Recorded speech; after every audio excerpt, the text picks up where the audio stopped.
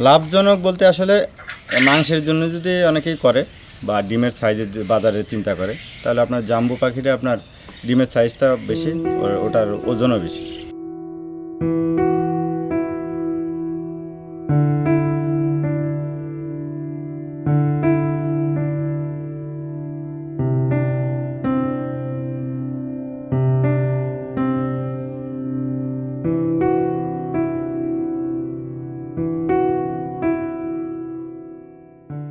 এখন আমি উপস্থিত আছি শাহজালাল ভাইয়ের কোয়েল পাখির খামারে, যিনি 1300 পাখি নিয়ে শুরু করেছিলেন এই খামারি যাত্রা।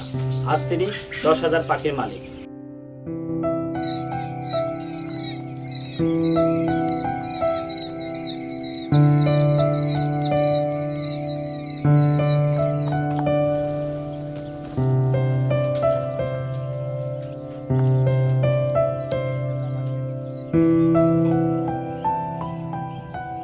মূলত এটা লালন পালন করতে জায়গা লাগে কম এবং পুঁজিও কম লাগে, যার কারণে আমরা আমার আগে একটা দোকান ছিল, যেটা আমার কম্পিউটার একটা দোকান। সেখানে কাস্টমার আসছিল, তার পরামর্শেই সে বলল যে অল্প ইনভেস্ট, এখানে প্রফিটটা ভালো। তখন যখন শুরু করছিলাম তো প্রায় 14 সালের দিকে, তখন খাবারের দাম ছিল কম। তখন একটা ডিম উৎপাদন করতে হয়তো 1 টাকা 10 পয়সা টয়সা খরচ হতো, তখন বিক্রি করতে পারতাম আপনার 1 টাকা 70 পয়সা 80 পয়সা। তখন চিন্তা করলাম যে হয়তো 1 টাকা ডিমে 70-80 পয়সা লাভ হচ্ছে, খারাপ কি। তো ওই চিন্তা থেকেই প্রথমে শুরু করা।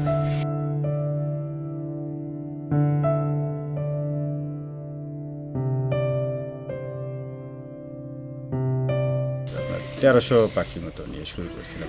ওই সময় ইনভেস্ট করছিলাম 30-35 হাজার টাকা, তবে অন্যের একটা ভাড়া জায়গায়, বাইপাসের দিকে।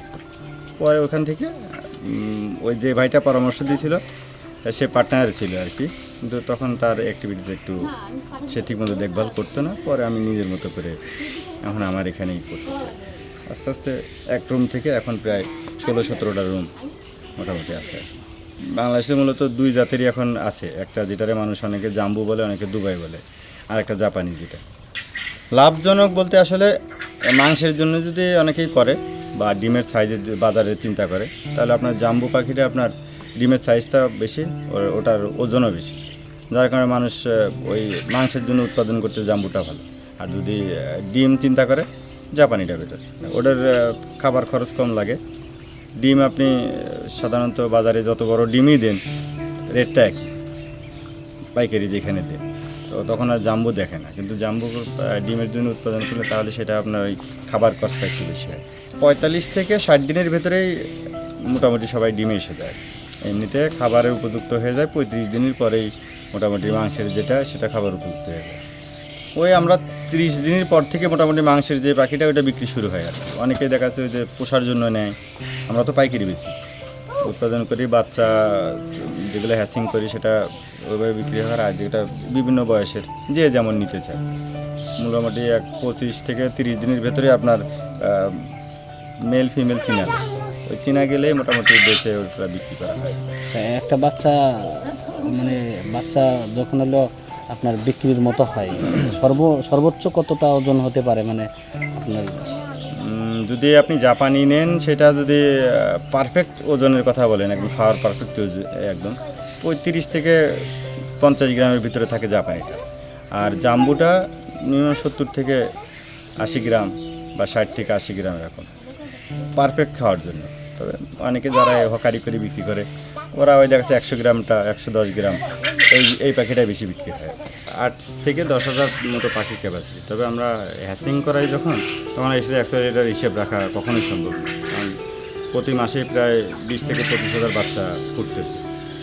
যেটা আমার অর্ডারে থাকলো, না থাকলে এখানে আমরা বুডিং করি। তো সেক্ষেত্রে অ্যাকচুয়ালি ওইভাবে রাখি। তবে 8 থেকে 10,000 পাখি থাকে রানিং আর কি।